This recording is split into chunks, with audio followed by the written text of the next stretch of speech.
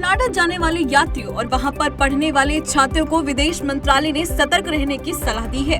भारत ने शुक्रवार को ट्रैवल एडवाइजरी जारी करते हुए कहा कि कनाडा में भारत विरोधी गतिविधियों में तेजी से बढ़ोतरी हुई है।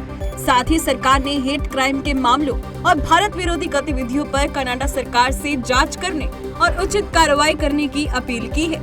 विदेश मंत्रालय ने कहा, इन अपराधों के लिए जिम्मेदार लोगों को अभी तक कनाडा में कोई सजा नहीं दी गई है।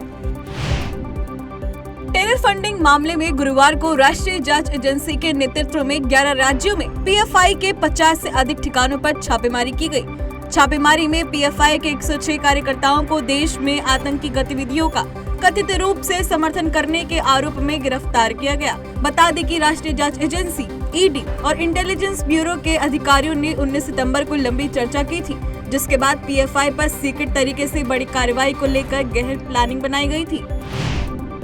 केंद्रीय गृह मंत्री अमित शाह 22 और 23 सितंबर को बिहार के दौरे पर थे। इस दौरान उन्होंने पूर्णिया में रैली की, जहां नीतीश और लालू पर जमकर निशाना साधा। उन्होंने कहा कि उनके आने से लालू नीतीश की जोड़ी को पेट में दर्द हो रहा है। शाह ने कहा कि कुटिल राजनीति कर नीतीश कुमार प्रधानमंत्री कभी नहीं बन सकते। उन्होंने कहा कि 2025 के विधानसभा चुनाव में भी उनका सुपड़ा साफ हो जाएगा। प्रधानमंत्री नरेंद्र मोदी ने शुक्रवार को गुजरात के एकता नगर में राज्य के पर्यावरण मंत्रियों के राष्ट्रीय सम्मेलन को संबोधित किया। वीडियो कॉन्फ्रेंसिंग के जरिए पीएम मोदी ने इस कार्यक्रम में हिस्सा लिया।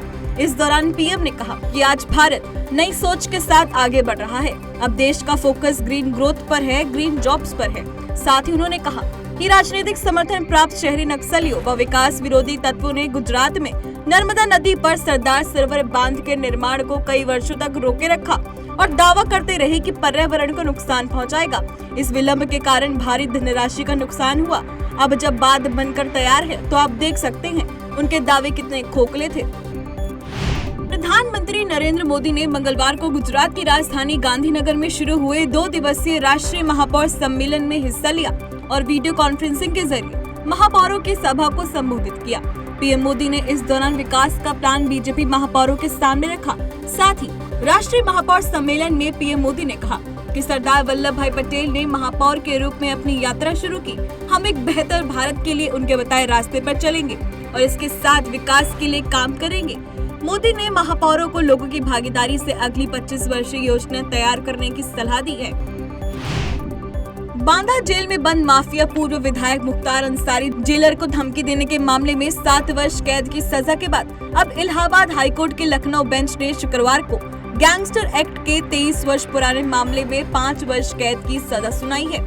इसके साथ ही 5,000 रुपए का जुर्माना भी लगाया गया है। संयुक्त राष्ट्र महासभा के 77वें सत्र में भाग लेने पहुंचे भारतीय विदेश मंत्री एस जयशंकर ने बुधवार को यूएनजीए के उच्च स्तरीय स्तर के इतर दुनिया भर के शीर्ष नेताओं के साथ बैठकों का दौर जारी रखा। जयशंकर ने भारत, यूएई और फ्रांस के बीच त्रिपक्षीय मंत्री स्तरीय बैठक में तीनों देशों के बीच आर्थिक संबंध बेहतर करने के साथ कई मुद्दों पर सहमति बनाई गई। जयशंकर ने ट्वीट किया, हमारे विकास साझेदारी को आगे बढ़ाने और समुद्री सुरक्षा पर एक साथ काम करने पर चर्चा हुई। प्रधानमंत्री नरेंद्र मोदी की अध्यक्षता में बुधवार को केंद्रीय कैबिनेट की अहम बैठक बुलाई गई थी। इस बैठक के बाद केंद्रीय मंत्री अनुराग ठाकुर ने प्रेस कॉन्फ्रेंस कर लिए गए फैसलों के बारे में जानकारी देते हुए कहा कि पीएम के नेतृत्व में कैबिनेट की बैठक हुई, जिसमें आत्मनिर्भर भारत की अवधारणा को बढ़ावा देने के लिए 3 निर्णय लिए गए, जिसमें मंत्रिमंडल ने उच्च दक्षता वाले सोलर पीवी मॉड्यूल ट्रांस 2 के लिए PLI स्कीम को मंजूरी, सेमीकंडक्टर और मैन्युफैक्चरिंग इकोसिस्टम के विकास के लिए कार्यक्रम में संशोधन, राष्ट्रीय लॉजिस्टिक नीति को मंजूरी भी शामिल है। सोमवार को पंजाब के पूर्व CM captain Amarinder Singh BJP में शामिल हो गए हैं। साथ ही उन्होंने अपनी पार्टी का बीजेपी में विलय किया। कैप्टन के साथ बेटा रणइंदर सिंह, बेटी जयेंद्र कौर, मुक्तसर की पूर्व विधायक करण कौर और भदौड़ से पूर्व विधायक निर्मल सिंह भी बीजेपी में शामिल हुए। इस दौरान केंद्रीय मंत्री किरेन रिजिजू और नरेंद्र सिंह तोमर भी उपस्थित रहे। ब्रिटेन की महारानी एलिजाबेथ द्वितीय का सोमवार को राजकीय सम्मान के साथ अंतिम संस्कार कर दिया गया। ब्रिटेन के लोगों ने अपनी महारानी एलिजाबेथ द्वितीय को नम आंखों से अंतिम विदाई दी। महारानी के अंतिम संस्कार में शामिल होने के लिए भारत की राष्ट्रपति द्रौपदी मुर्मू और अमेरिका के राष्ट्रपति जो बाइडेन समेत दुनिया भर के करीब 500 नेता एवं शहीद परिवार के लोग पहुंचे थे। मध्य प्रदेश के मुख्यमंत्री शिवराज सिंह ने सोमवार को बेरोजगार युवाओं के हित में एक बड़ा फैसला लिया है। मध्य प्रदेश में राज्य लोक सेवा आयोग यानी पीएससी की परीक्षाओं के लिए अभ्यर्थियों की अधिकतम आयु सीमा में एक बार के लिए 3 वर्ष की बढ़ोतरी की। बता दें कि मुख्यमंत्री ने यह माना कि कोरोना महामारी के कारण राज्य लोक सेवा आयोग की परीक्षाएं समय पर नहीं हो पाई। इसकी वजह से कई बच्चे ओवर एज हो गए थे। मंगलवार को कश्मीर घाटी में बड़े पर्दे पर फिल्म देखने का इंतजार अब खत्म हो गया है। श्रीनगर के 32 वर्ष बाद सिनेमा गुलजार हो रहा है। सोनमार्ग में मंगलवार को उपराज्यपाल मनोज सिन्हा ने पहले मल्टीप्लेक्स सिनेमा हॉल का उद्घाटन किया। कश्मीर के पहले मल्टीप्लेक्स में 520 सीटों की कुल क्षमता के 3 सिनेमाघर होंगे। बता दें कि इससे पहले उपराज्यपाल मनोज सिन्हा ने रविवार को पुलवामा और शोपियां जिले में एक बहुउद्देशीय सिनेमा हॉल का उद्घाटन किया था।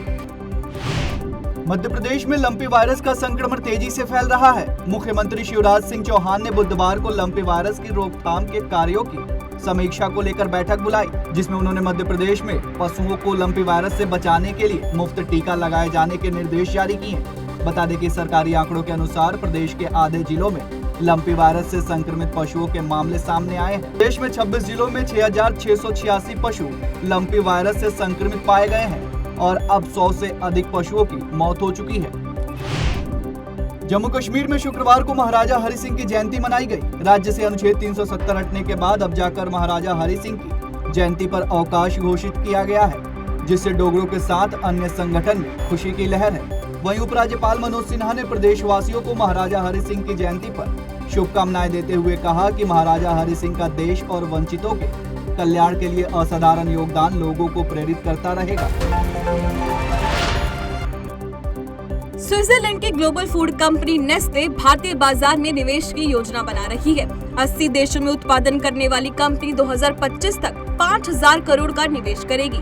कंपनी के मुख्य कार्यकारी अधिकारी मार्क श्नाइडर ने यह महत्वपूर्ण जानकारी दी।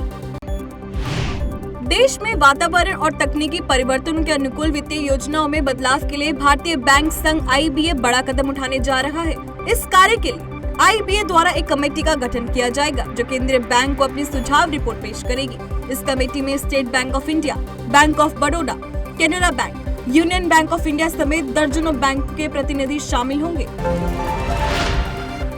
भारत की बेटियों ने एक बार फिर देश के नाम इतिहास रच दिया है।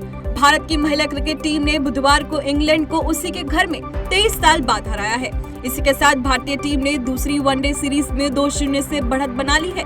भारत की हरमनप्रीत कौर ने लगातार 143 रन की नाबाद पारी खेल भारत को 88 रनों से विजयी बनाया। अब भारत सीरीज के अंतिम मैच में क्लीन स्वीप करने उतरेगा। देश के स्टार पहलवान बजरंग पुनिया ने गौरवशाली इतिहास रचा है। बीते रविवार को सर्बिया के बेलग्रेड में आयोजित वर्ल्ड रेसलिंग चैंपियनशिप में बजरंग ने कांस्य पदक प्राप्त किया है। 65 किलोग्राम वर्ग भाग में पुएर्टो रिको के सेबेस्टियन रिवेरा को 11-9 से हरा इस चैंपियनशिप में अब तक 4 पदक जीतने वाले भारत के पहले पुरुष पहलवान हैं। केंद्र सरकार नया संचार बिल लाने जा रही है। संचार मंत्री अश्विनी वैष्णव ने शुक्रवार को कहा कि देश के संचार उपयोगकर्ता की सुरक्षा प्रमुख है और स्पेक्ट्रम का आवंटन कानूनी बोली लगाकर किया जाएगा। नए बिल का प्रमुख उद्देश्य संचार उद्योग को तकनीकी तौर पर मजबूती और उपभोक्ता को संरक्षण प्रदान करना होगा।